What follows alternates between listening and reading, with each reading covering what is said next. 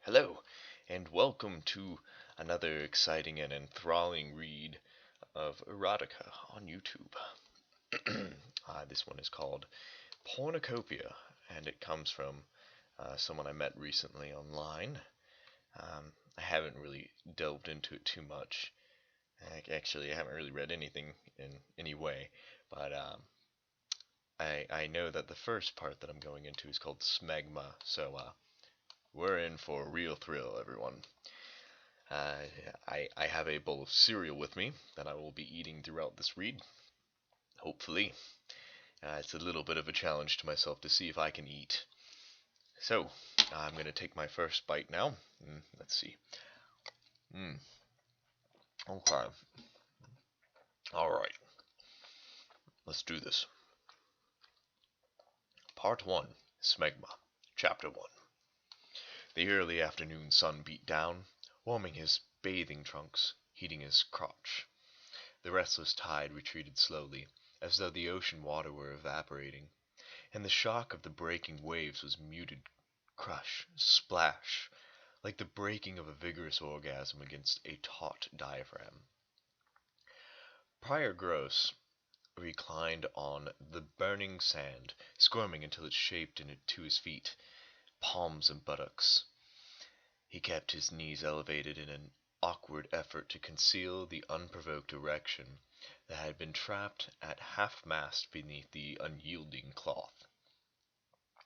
There was really no reason for it, but the tumescence, I don't know that word, refused to subside. Girl, watching here was far too poor. Pryor's field of vision embraced grandmothers and children with scarce nubility between, and that critically flawed by obesity, sag, and blemish. He was disappointed and bored, yet his member strained valiantly against the fabric, pushed out throb by throb, and no matter how covertly he shifted about it, only aspired higher. It felt as though the glands had been caught in a crotch netting and was too stupid to realize that it could never clear the hurdle without first slacking down a little. A fat-bellied, sun-skinned executive type ambled by, glancing at Pryor. Had the busybody seen? Pryor's trunks bowed out marginally farther than he fought, while he fought to keep a flush from his face. He could not stand up, of course, and the proximity of the hawk-eyed matron prevented him from unhooking the obstruction by hand. He suffered a mental picture of the matron lumbering across the sand to the nearest lifeguard, screaming about the indecent act that man was performing, while the crowd gathered around to look and police sirens drew nigh. No, he couldn't lay a finger on his crotch. His eyes wandered desperately about the beach, as though he could prevent others from watching him by watching them first. But nobody was paying him any attention, yet. He saw two toddlers playing near the water's margin, using a toy shovel and fingers to shape a crumbly sandcastle. The little boy was burying his legs at the same time, scooping gouts from the wet castle wall, to his sister's frustration.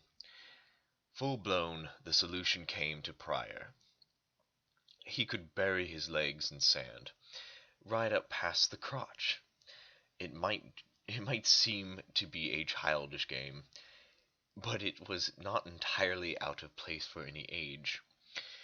That would hide the pulsing bulge until the situation abated. Maybe by then it would be late enough to find some action in town, to reduce his member to a lower level of chronic readiness, and spare him further embarrassments. Pryor began sweeping sand over his feet, piling it up under his lifted knees. The surface grains were hot, but those below were cool, and the sensation on his thighs goaded his penis to even more strenuous effort. Ooh, it took a lot of sand to cover him, and he quickly encountered rougher gravel below. The job promised to be tedious, particularly since there were numerous sharp shell fragments embedded in the solidly packed understratum. This was not child's play, after all. He would have slashed fingers if he didn't watch it. He tensed his jaw muscles and kept working, using the task as a mental distraction. Excuse me while I eat more cereal. Um, oh, it's so fucking good. Okay. Mm, God. Okay. A shadow crossed him with a sudden soft coolness. Pryor looked up to spy the phenomenal pair of legs slanting into an opaque knee-length skirt. Above that the blazing sun made vision difficult, but the silhouette was strikingly feminine. Pryor's member had been showing signs of retirement, but now it tugged frantically at its anchor. There was hardly any chance the woman could overlook it. "Building a castle?" she inquired, her voice low and sultry. He agreed, edging his knees together. The laboriously mounded sand collapsed defiantly, uncovering the castle's main tower further. "Let me see," she said, squatting before him and prying his knees gently apart with her cool hands. The cloth covering his crotch rose up eagerly to stand inspection. Pryor could see between her handsome, well-fleshed thighs now, inside the skirt that slid over her knees. That firm and rounded vista was obscured only by the deepest cleft, by an annoying wash of shadow. "You don't have enough sand," she pointed out.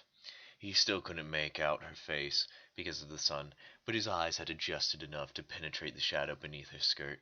He saw now that her posture was innocent of panties or other defense, open to the breeze. "Give me time," he said, scratching feebly for more sand. Time? Sand? He could see something else he wanted, if only this weren't happening in mid-afternoon on a public beach. "I'll bury you," she said suggestively, and muscles rippled inside one thigh. What legs she had! She'd been hauling in sand from a wider semicircle, those thighs flexing as though her balance shifted, and piling the sand around his trunks. "Lie down." She patted sand around his crotch. Lie down? It was about to launch toward the moon. Oh, she meant him. Pryor lay back, feeling the tension between his legs increase to the point of pain. She spilled cool sand entirely over him, patting it solicitously in key places. "You don't lie very well," she murmured. "What's your name?" On that score he could accommodate her. Pryor Gross. She laughed, her bosom bouncing. Well, isn't that nice? She had an excellent upper torso. The lower distraction had prevented him from noticing it before. "For Priapus, god of sex, you are a find. No wonder I was drawn to you. I thought it was only your condition." What did she mean by that? That she sniffed out men with erections? "How did you know, about my name?" He tried to make it sound bantering, but he was curious, too. She had traced his name correctly. Most people knew almost nothing of mythology, and she hardly seemed the scholarly type. "I'm a succubus," she said matter-of-factly. "We all worship Priapus." Pryor forced a laugh of his own, though it jogged the knot in his trunks and caused the packed sand there to crack as though a miniature earthquake had passed. "A succubus, a female demon, who visits sleeping men and harvests their seed," she said. "It's all quite straightforward. When I have a good load, I transform into an incubus and go in search of a female companionship. If I find a sleeping girl soon enough, I can even get her pregnant, and the man I had first is the biological father. That can lead to some interesting situations in this age of blood typing and semen analysis." "Artificial insemination with a vengeance," Pryor said, not believing any of it, but intrigued by her pose. She was obviously not. She was obviously on the make, and he would be well satisfied to get made. So that's why some men claimed they've been framed, even when blood tests and such give them the lie. They fornicated by proxy. She had a fair mound of sand around him. I can see you don't really believe me, so I'll demonstrate. I'll knock up a girl by you, right here on the beach, right now. She moved forward to sit on his crotch, spreading her dark skirt over, out over the mound. Pryor's member, stimulated by this suggestive pressure, was almost ready to spurt spontaneously. Oh, goodness me. Oh, goodness, goodness, goodness. I need to eat. Oh.